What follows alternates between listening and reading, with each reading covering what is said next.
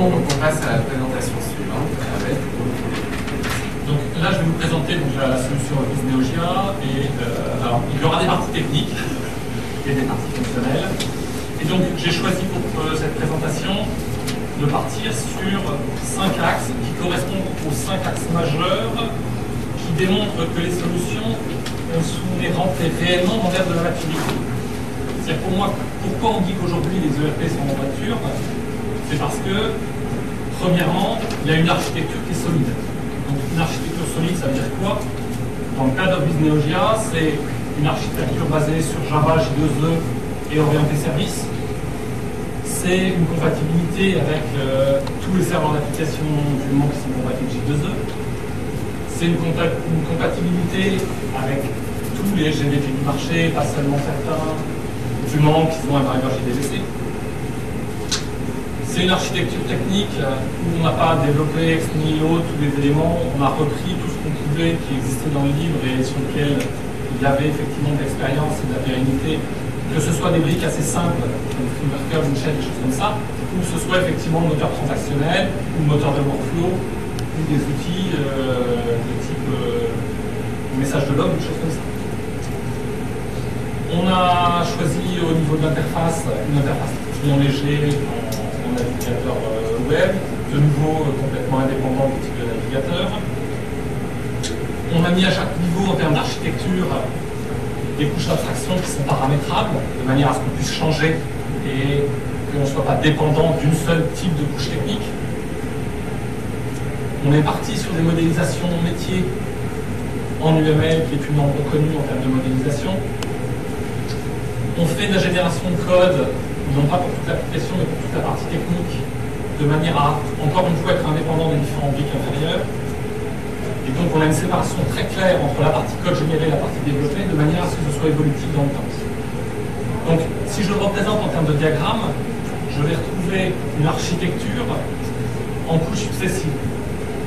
Donc, bien sûr, on va avoir en bas la partie OS, la partie J2E et les serveurs de base de données. Et si on remonte, on va avoir à chaque couche une grande fonction. Donc par exemple, la première couche technique of Biz va être ce qu'on appelle nous le Service Engine ou l'Entity Engine, qui va nous permettre d'être indépendant justement du serveur d'application ou du serveur de base de données. Et cela va nous garantir que tout ce qui est développé au-dessus va faire les appels uniquement à ce niveau-là. Le jour où on décide de changer de serveur de base de données ou de serveur d'application, on n'a rien d'autre à changer. De même, ECA, c'est l'acronyme de événement, condition, action, qui va nous permettre de paramétrer un certain nombre de triggers, non pas au niveau de la base de données, mais au niveau de l'applicatif, et encore une fois, de manière indépendante, des outils qui sont utilisés pour la mise en œuvre. Cette architecture en couche, on respecte la même chose en termes d'architecture et d'objets métiers. On va avoir nos 3 objets métiers de base qui vont être la gestion de contenu, la gestion de la sécurité et des outils communs de type table TVA, table BI, des choses comme ça, qui vont être la base après pour les 6 objets métiers majeurs d'entreprise qui vont être tout ce qui est gestion d'articles et des catalogues, tout ce qui est gestion des acteurs, tout ce qui est évidemment clients, fournisseurs, employés et amicaux, tout ce qui est gestion des ordres, ce sera tout ce qui est gestion de commande, d'achat, de vente, genre de transfert et des gens passent. Tout ce qui est gestion des stocks, tout ce qui est gestion des tâches, qui va être donc tout ce qui est gestion de production, gestion du service, gestion des projets, et enfin la comptabilité. Vous avez là présent 2 couleurs. Schématiquement jaune, c'est le produit Office en tant que tel. La partie de l'autre couleur, c'est la partie Neogia, je vais en parler un peu après. Est-ce que c'est effectivement Neogia et pourquoi on a rajouté cette partie? Et enfin la dernière couche, c'est la couche que les utilisateurs voient, qui sont les applications en tant que telles, avec l'interface utilisateur. Et si on fait du paramétrage et du spécifique, c'est vrai que pratiquement toujours, ce sera à ce niveau-là qu'on fera du paramétrage ou du spécifique, et non pas sur des couches intermédiaires à l'intérieur, de manière à garder un cœur de métier qui soit adaptable et qui soit évolutif en fonction du produit standard. Donc, une architecture solide, c'est une architecture modulaire. Un projet en logiciel libre, pour qu'il soit vivant et qu'il se développe, ça veut dire un projet collaboratif. Et qui dit projet collaboratif, ça veut dire un projet modulaire pour que chacun puisse travailler sur son module sans être obligé en permanence d'avoir l'accord de tout le monde pour réussir à évoluer. Donc un projet où chaque module a des interfaces claires vis-à-vis des autres, de manière à ce qu'on puisse changer les uns les autres. Ça veut dire bien entendu effectivement une réutilisation des composants existants, de manière à ce qu'un module qui a été développé à un endroit, on sache le réutiliser dans d'autres parties. Des développements aussi sur des composants relativement génériques. Typiquement, comme j'ai dit, la gestion des ordres, on va être sur la gestion des ordres en premier lieu, avant d'avoir la gestion commerciale d'un côté, la gestion des achats de l'autre. On a tout un ensemble d'objets métiers qui sont totalement génériques à la gestion d'un ordre, qui doivent être paramétrés et développés à ce niveau-là au niveau objet métier générique, avant de passer sur le développement réellement de l'application utilisateur. Après, ces deux, trois éléments génériques au logiciel libre, qui sont une évolution du logiciel, non pas en fonction de besoins marketing, mais en fonction des différentes demandes clients, de manière à avoir le financement et donc à garantir que le besoin du client est bien respecté.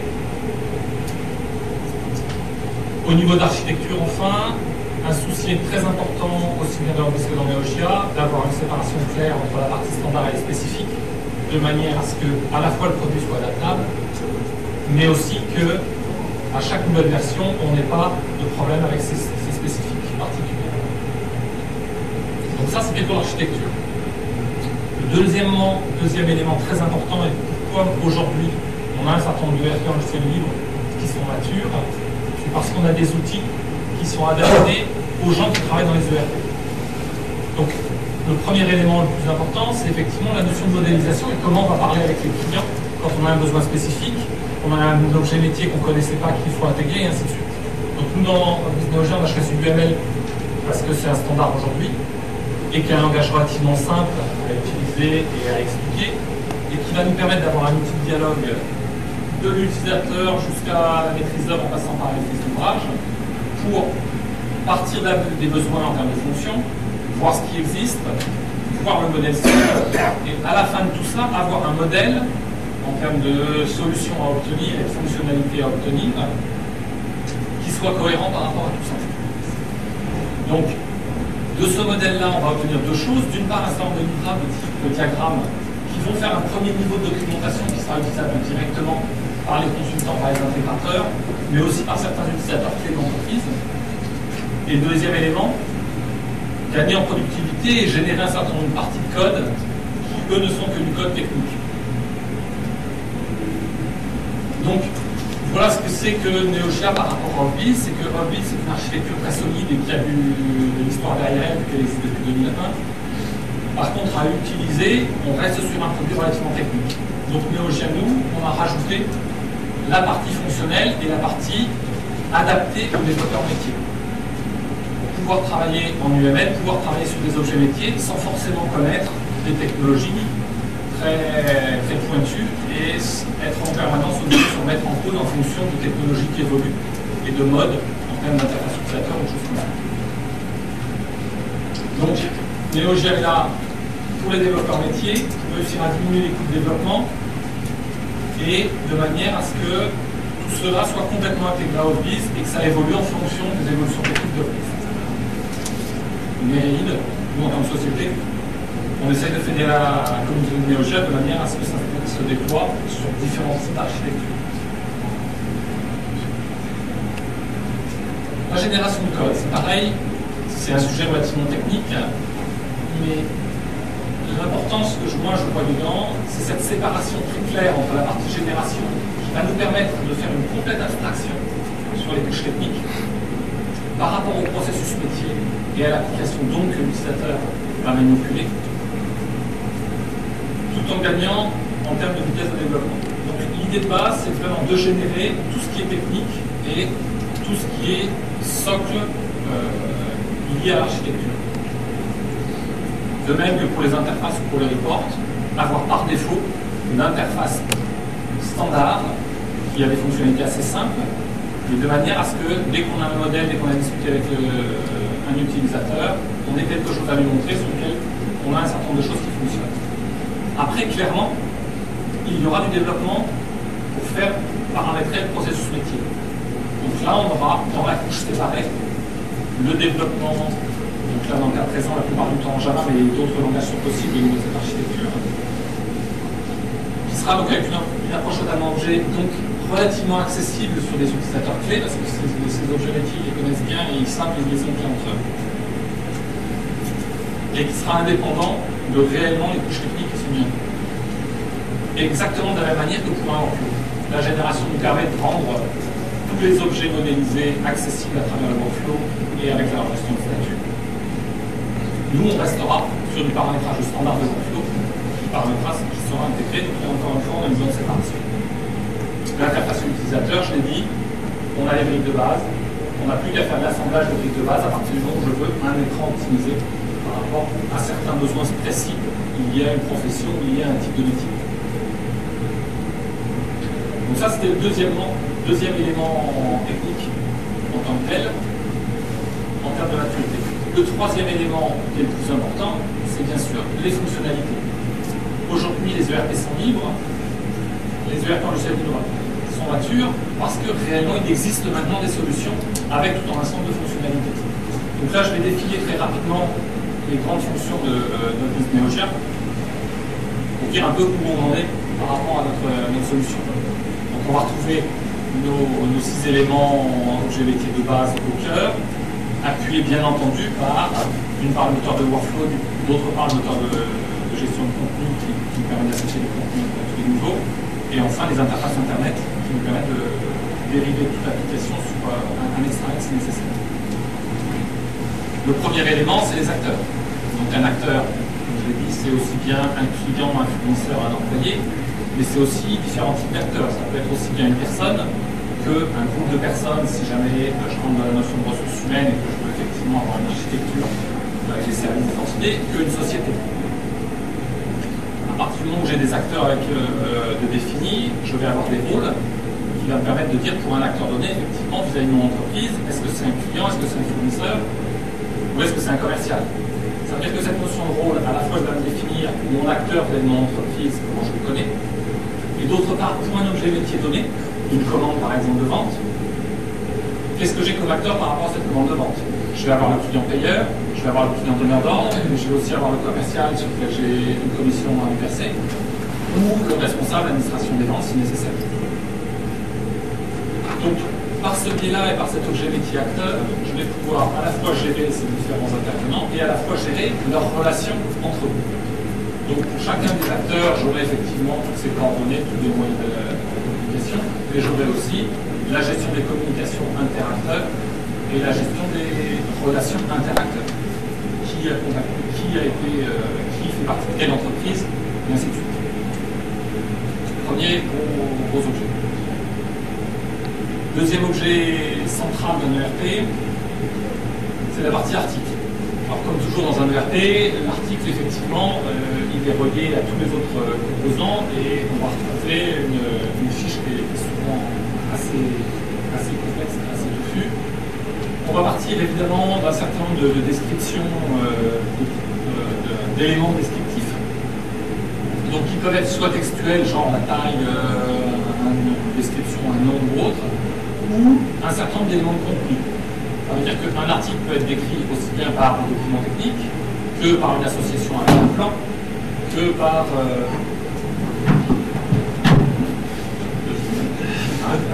si c'est pas branché.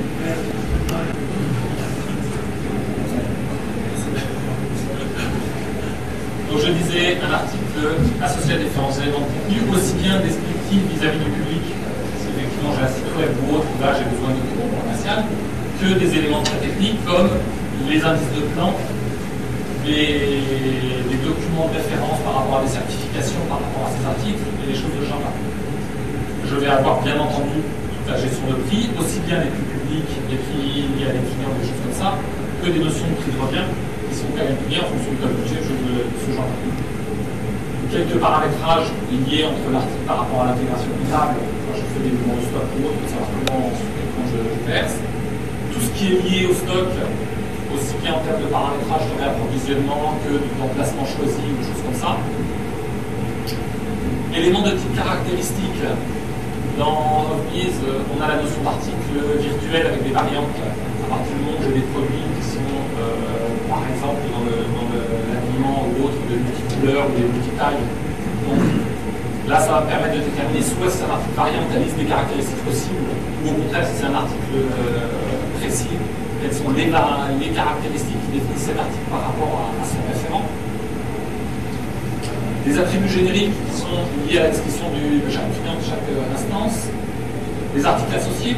Donc là, pareil, il va y avoir deux volets sur l'association d'articles. Des associations de type nomenclature d'études, nomenclature de production, ou des articles associés de type, si cet article est acheté, alors j'ai des articles complémentaires, articles de remplacement, j'ai un article hors service, ou articles de type option complémentaire à l'article central, des choses comme ça. Et enfin, un certain nombre d'éléments vous permettant de retrouver facilement les articles, aussi bien une gestion de mots-clés pour cet article, une notion de classement des articles par catégorie, et là encore en particulier une notion de multicatégorie hiérarchique, avec des accès différents selon le type de catalogue que je vous présente. Et enfin, pour finir, du multi-référencement, de manière à ce que la référence dans mon article, j'ai la référence moi dans l'entreprise, que je peux avoir des références avec des clients, des fournisseurs, vis-à-vis d'applications spécifiques en termes de code barre, si j'ai des codifications. Deuxième pavé en termes de centrale au niveau de l'optimisation. Le troisième, c'est la gestion des commandes. Donc comme j'ai dit, gestion des commandes. C'est l'outil qui va nous dire est-ce que c'est l'achat, de la vente ou des documents internes. Toute la liaison avec les acteurs qui va nous permettre de nous dire quels sont les différents payeurs ou donneurs d'ordre ou livrés. Et donc à partir de ce moment-là, je vais avoir associé avec ma commande un certain nombre de coordonnées différentes. Tout le volet expédition, à partir du moment où j'ai une commande, je continue la commande par l'expédition et donc l'objet commande est relié directement avec l'objet expédition de manière à avoir les dates à chaque statut. Et dans Business on a le paramétrage qui est fait avec certains opérateurs de transport de manière à ce que via Web Services on ait l'avancement des statuts en temps réel qui soit fait par rapport à cet échange. Et donc on va retrouver au niveau de la commande cette manière de pouvoir naviguer et d'aller jusqu'à cette expédition. Ensuite, bien entendu, j'ai toute la partie liée à la ligne d'ordre qui va nous donner le statut, son prix, sa quantité, les délais demandés, et ainsi de suite. La partie paiement, qu'elle soit effectivement très tournée e-commerce, dans les médias, ou au contraire, effectivement liée à l'économie. Enfin, un des éléments centraux chaque fois qu'on travaille avec une notion de workflow, une notion de statut assez détaillée, qui va nous permettre de pouvoir avoir une gestion de commande qui puisse intervenir avec le multi-acteur au sein de l'entreprise.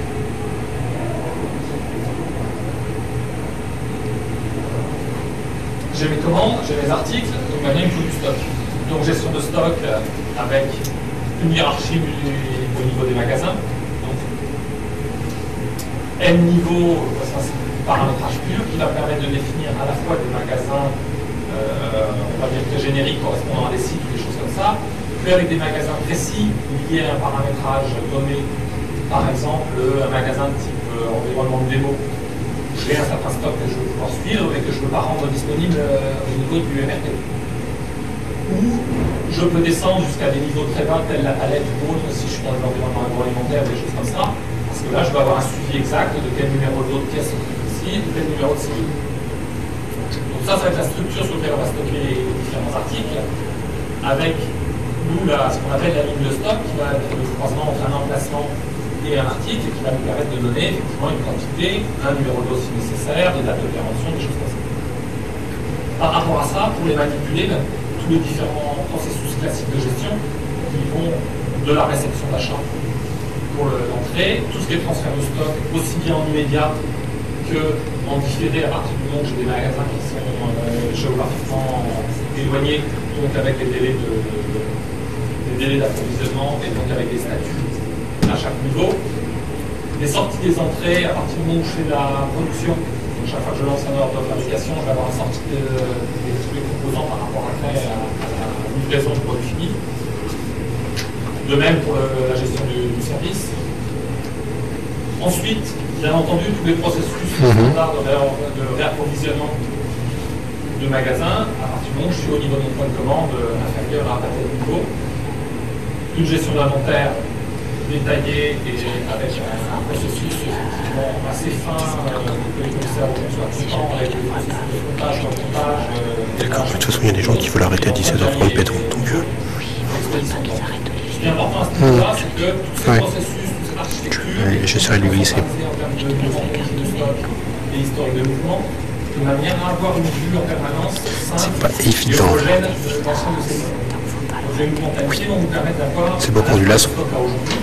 Mais aussi le stock qualificatif exact pour savoir quand appliquer une passation de commande, est-ce que je pouvais le livrer ou pas à la date demandée.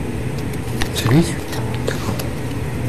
Cette centralisation des mouvements de stock, un des éléments en fer. C'est l'intégration. Une valise métallique? C'est-à-dire tout mouvement au sein Je me souviens qu'il y avait une grosse valise métallique. En termes de mouvement comptable. Donc nous, ça va être essentiellement deux objets métiers majeurs pour cette intégration. D'une part, le mouvement de stock. À chaque mouvement de stock, je peux avoir potentiellement une écriture comptable. Donc un paramétrage au niveau de ce mouvement de stock, lié à la ligne de stock, lié au coût et à l'élément au magasin et autres, qui va me permettre de générer automatiquement ces écritures comptables de manière centralisée ou pas. J'ai la même chose, bien entendu, au niveau de la facturation client, avec un paramétrage aussi bien au niveau de l'entête qu'au niveau des différentes lignes de facture. Enfin, l'élément production. Donc, j'ai démarré par la partie la plus classique et la gestion de production industrielle, pour pouvoir trouver toutes les données techniques, la nomenclature, la gamme de fabrication, les ressources de production avec leur coût, leur capacité, les calendriers de fabrication en fonction des disponibilités, et donc la saisie des OF et donc la gestion des OF en tant que telle. Bien entendu, la gestion des OF, à la fois une gestion manuelle si nécessaire quand je lance par rapport à un besoin précis, un ordre de fabrication particulier, ou au contraire un MRP qui, en fonction des commandes clients et du stock en cours, va pouvoir me générer un certain nombre de propositions d'ordre de fabrication. Et moi, je pourrais valider au fur et à mesure. Un MRP qui a aujourd'hui et donc Vous la voulez? sur lequel on est en train de développer là. Il faut que je la filme aussi, celle de RP5. En ce moment, la partie capacité finie. J'ai filmé la première, mais je pense que je devrais avoir de la place pour le RP5. Voilà les propositions d'ordre de fabrication, voilà les capacités que ça implique, et quelles sont les propositions d'ordonnancement le plus adéquat. Non, c'est juste que c'est dur.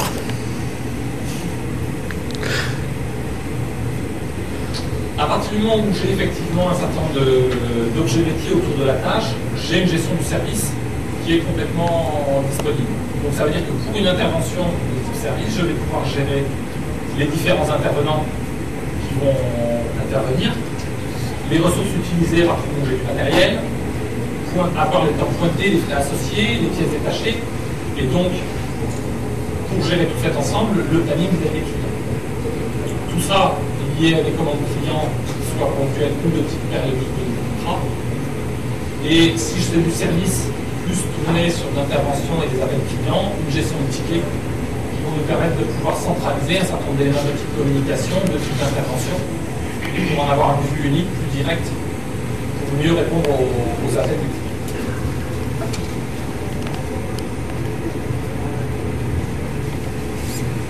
J'ai donc tous les éléments pour la gestion de production pour le service. Le troisième volet de cette gestion des tâches, c'est à partir du moment où je suis plus dans un mode projet. Donc là, on a une structure hiérarchique de projet sous projet. Donc qui, eux, vont être l'élément clé pour avoir nos indicateurs de suivi et nos autorisations, nos paramétrages globaux. En dessous, je vais avoir la couche réalisation. Chaque fois que j'ai un délivrable à fournir à mon client, ça veut dire que j'aurai une réalisation comportera un certain nombre de délivrables, mais de composants ou de contraintes de relation entre elles. Et enfin, pour les différentes ressources et besoins, ou les différents consultants qui interviennent sur ces missions-là, la définition des ressources, la saisie des temps, de manière à pouvoir cumuler l'ensemble des éléments intervenant sur ce projet.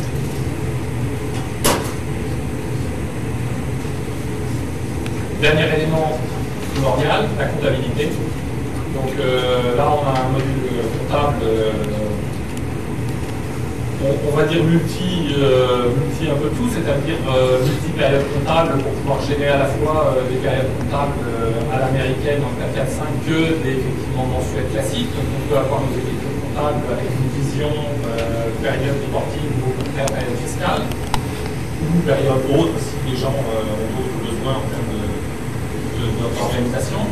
Un plan de compte hiérarchique avec une petite hiérarchiste, si vous êtes filiale d'un groupe et qu'au niveau du groupe, vous avez besoin d'un reporting d'un certain type par rapport à la comptabilité française n'est pas forcément la même. Donc vous pouvez avoir deux hiérarchies de comptes basées sur le même plan comptable qui vous permettent d'avoir en temps réel les deux notions de reporting à ce niveau-là.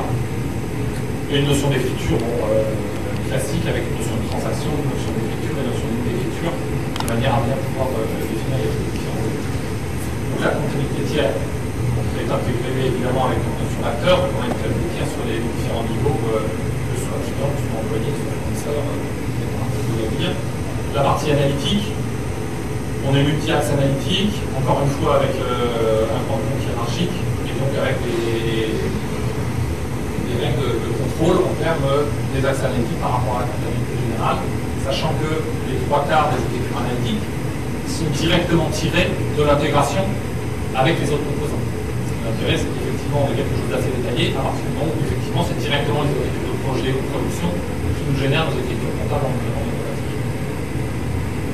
Donc, le dernier élément qui fait un peu la fédération de tout ça à ce niveau-là, c'est la partie, moi j'ai mis e-commerce, mais ça pourrait être aussi côté achat.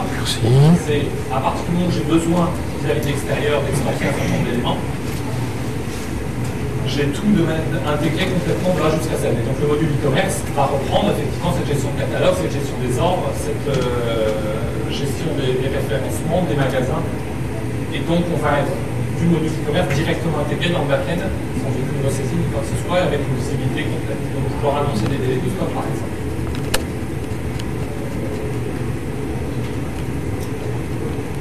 Gestion du contenu, il faut le voir surtout comme un élément au sein de l'ERP qui nous permet à tout instant d'associer des objets de contenu avec un autre objet de contenu.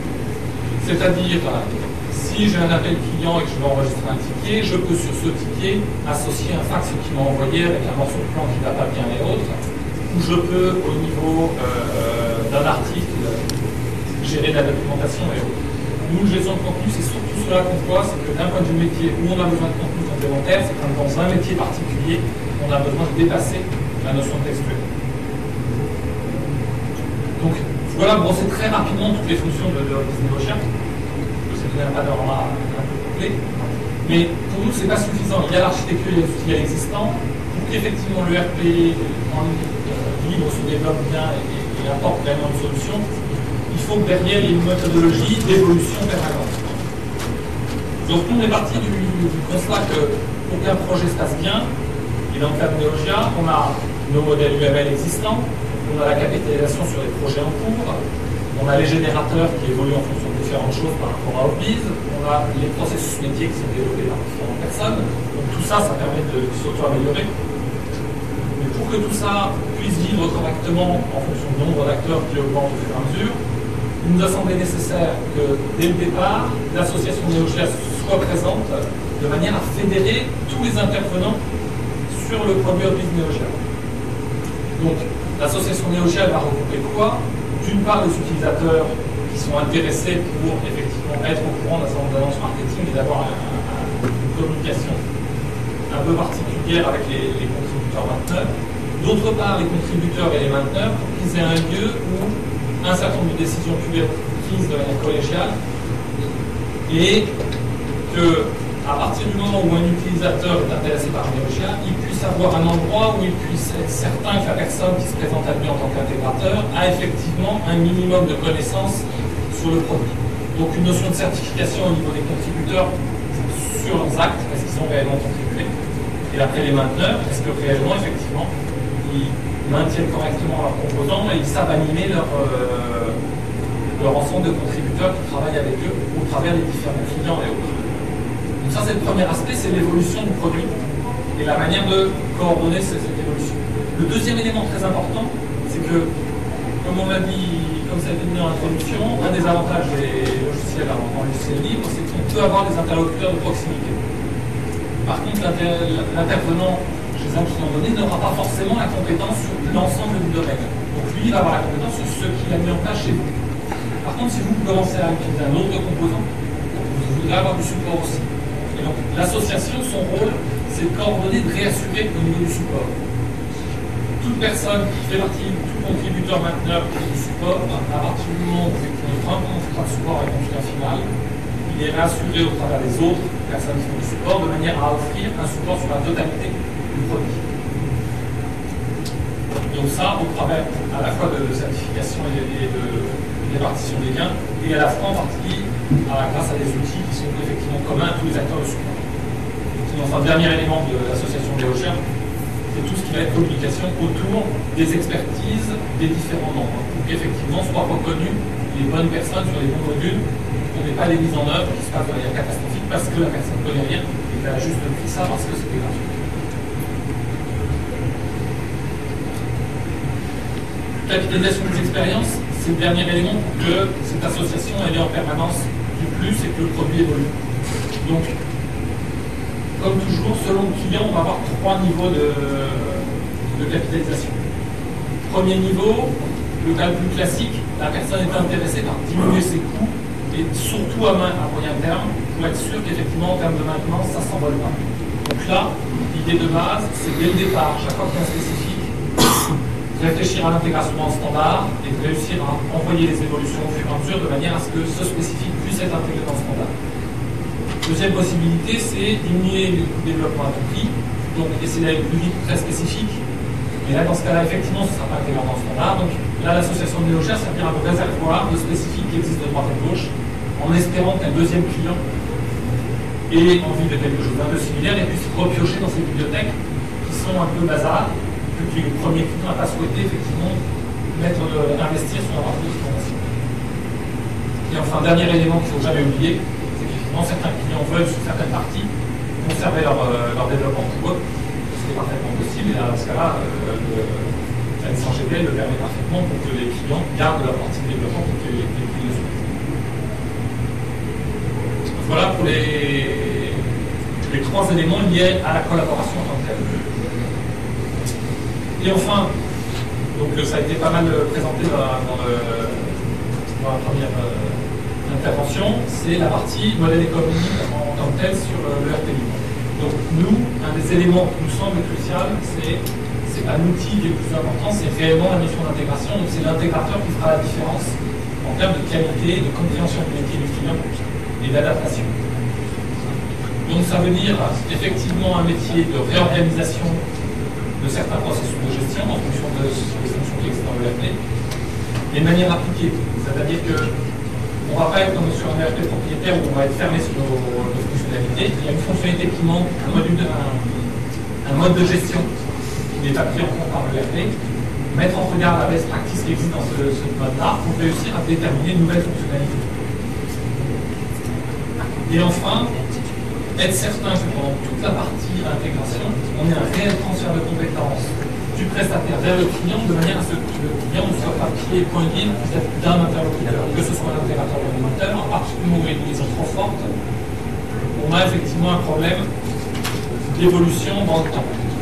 Donc là, l'intérêt, c'est d'avoir un bon transfert de compétences, de manière à ce que le client puisse par la suite avoir son investissement à la hauteur de ce qu'il souhaite, réparti par rapport à l'intégrateur.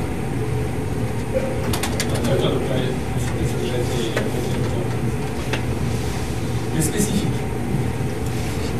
Nous, ce qui nous semble essentiel, c'est que, par expérience, tous les projets ERP qui ont des difficultés dans le temps, c'est qu'effectivement, il y a eu à un instant T trop de spécifiques et qui ont du mal à gérer ces spécifiques dans le temps, à chaque fois, à chaque nouvelle version. Donc là, l'idée de base, c'est que les spécifiques, on les met le plus possible en vis-à-vis des bonnes pratiques, de manière à gérer des nouveaux composants en termes de fonctions standards, de manière à diminuer encore une fois notre maintenance.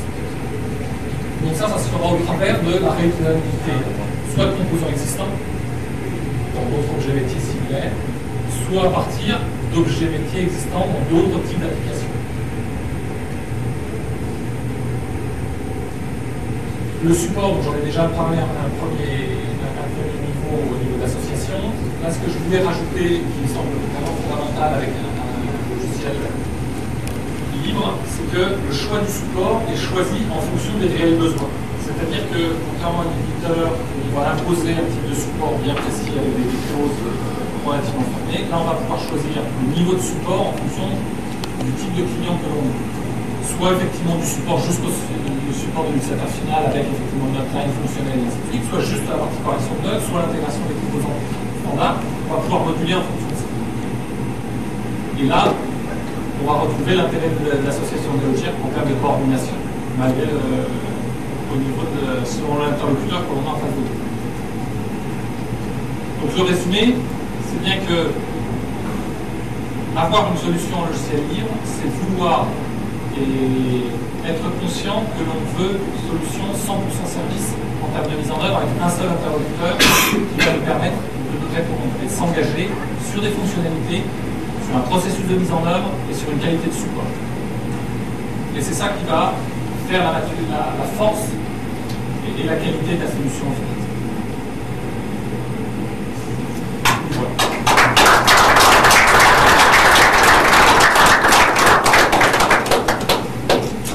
On a le temps pour des questions. N'hésitez pas. C'est une question qui s'adresse aussi à la présentation vraiment de François Masséta, c'est savoir quelle est un peu la typologie de clients. Je pense à assez industriel. Alors, la typologie de client, c'est très clairement un ERP, comme on l'a redit, il y a besoin de services pour être en œuvre. Si on est sur des clients trop petits, c'est des gens qui souvent n'ont pas conscience de devoir investir tant en service. La typologie d'entreprise, ça va plutôt être des PME de 50 à 500 personnes.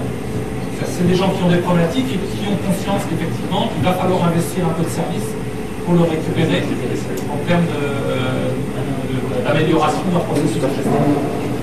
Est-ce qu'il y a des entreprises multisites Pardon? Est-ce qu'il y a des entreprises multisites et voire multi-entreprises? Dans le cas de la technologie, moi je n'ai pas d'expérience d'entreprise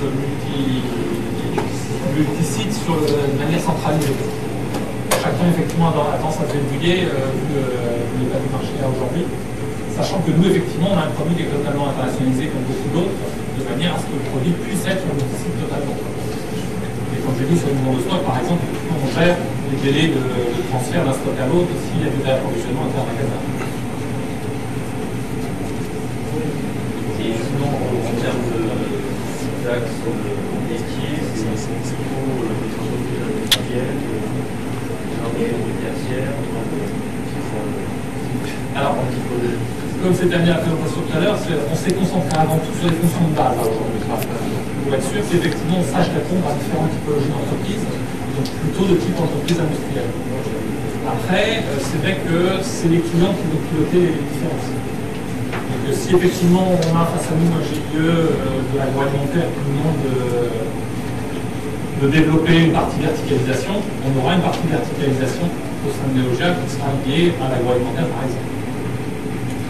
Pour compléter, c'est vrai que sur votre première question sur le multisite pose généralement pas de problème. Par contre, il faut vérifier que votre organisation d'entreprise, souvent dans le multisite, il y a des choses partagées et des choses pas partagées. Je sais par exemple, les articles, on souhaite qu'elles soient ou qu'elles soient pas partagées. Donc là, en fonction des profils d'entreprise et des outils, on ne va pas avoir les mêmes adéquations. C'est un point à vérifier outil par outil. Mais généralement, l'outil ne pose pas de problème. Et sur votre deuxième question, c'est vrai qu'aujourd'hui, les industries s'intéressent plus aux PME en effet industriel, et les s'intéressent plus à ce type de solution parce qu'elles ont aussi un esprit de construction. Une société qui est pure de service, elle va préférer acheter une boîte, la mettre en place et suivre un process très simple, alors que dans l'industrie, on est habitué quand on a une usine, un atelier, il faut construire quelque chose pour savoir qu'il y a une culture, un état d'esprit qui s'adapte mieux à ce type de solution. Question? Oui, je voudrais rejoindre un peu la question de monsieur d'avant. Moi, je me pose surtout la question de savoir est-ce qu'il y a des cas d'utilisation de RP dans les administrations publiques? Dans le sens, moi je travaille dans une administration qui dépend du fédéral au niveau belge, et accessoirement, enfin non accessoirement, parce que les budgets sont relativement réduits, on vend aussi les services. Nous on en a. On peut peut-être attendre la présentation suivante. Non, il y a beaucoup de demandes de ce côté-là, d'un certain nombre d'administrations qui effectivement souhaite avoir des spécificités liées aux administrations intégrées dans les ERP. Question. Dans les unités de production, la grosse difficulté de l'informatisation, ça va être la saisie des données. Et l'unicité de données qui arrivent. Est-ce que dans les logiciels, est-ce que dans les ERP, est-ce que vous avez déjà développé des solutions d'acquisition de données qui répondent à un transfert de flux de produits pour des opérateurs qui sont des machines qui n'ont pas d'avoir un traité, qui n'ont pas d'avoir un opérateur. Nous, aujourd'hui, par exemple, effectivement, on a toute la partie lecture code barre, impression de code barre aux différents niveaux. Après, on n'a pas réalisé pour l'instant d'interface directement avec des machines-outils. Par contre, non, je parle des codes barres, par exemple. Code barre, oui, ça, effectivement, c'est intégré. L'étiquette radio. Ça, c'est à partir du moment où, effectivement, ça fait partie des documents d'atelier. Si on souhaite, effectivement, que la petite ministre d'expédition ou de un bref, on ait les codes barres intégrés à côté de manière à ce que l'opérateur de stock puisse cocher au fur et à mesure. Ça, c'est intégré, effectivement.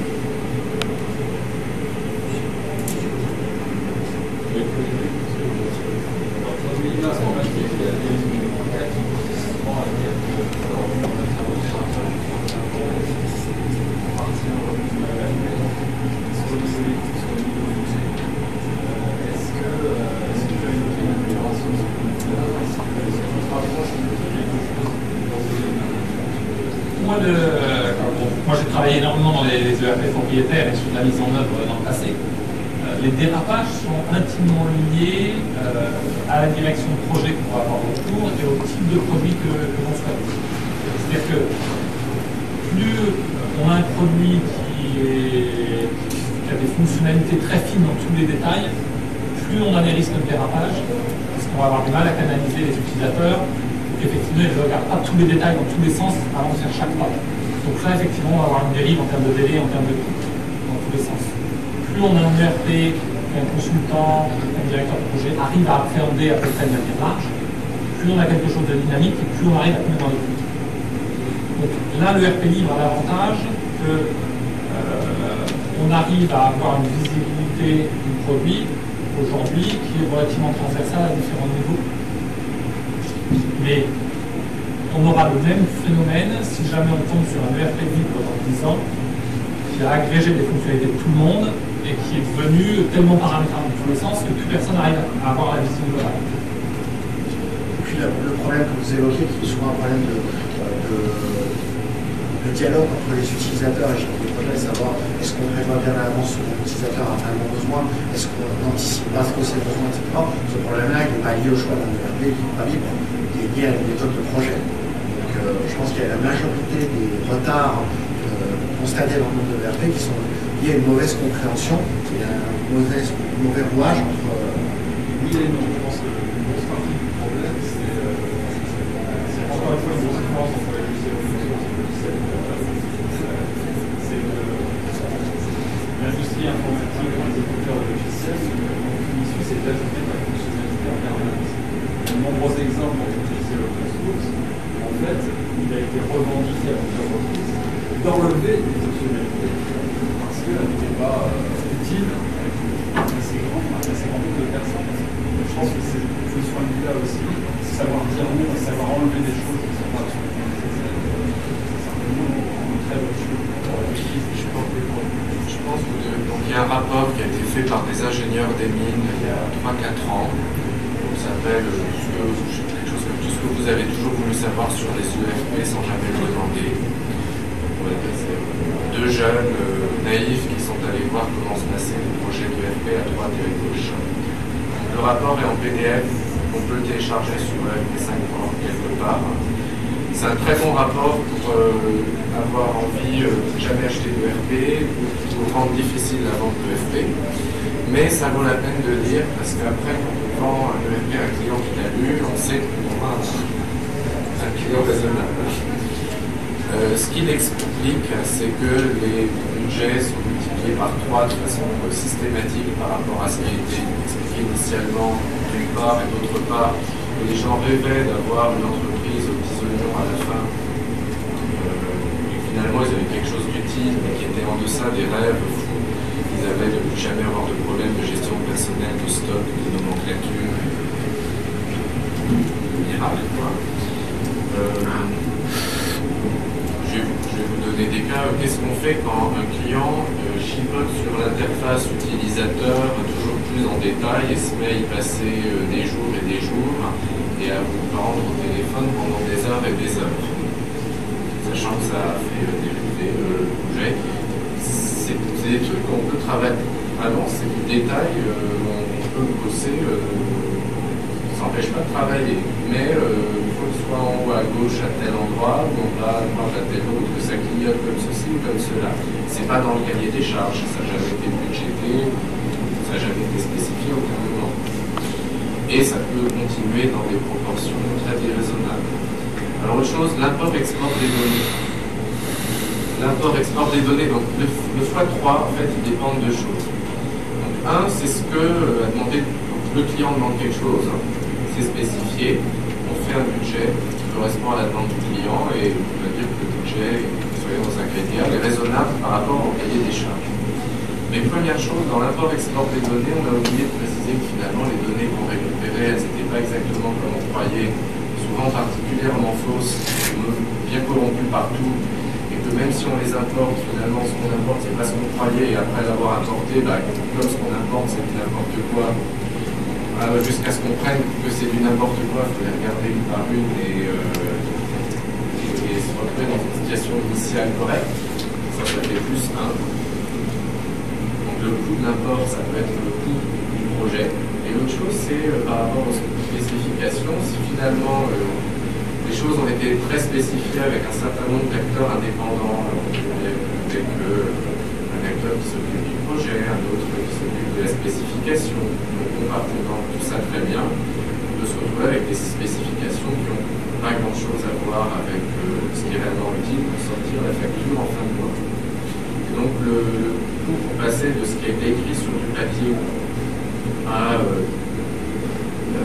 ce qui permet de sortir la facture à la fin de mois, ça fait plus 1. C'est comme ça qu'on fait le x3. Si la relation, c'est une relation avec des SSI, bien cadrée par des contrats, si le contrat est bien fait, ça sera ça, les choses vont être vendues 1 et le client paiera 3. Parce qu'il n'aura pas su expliquer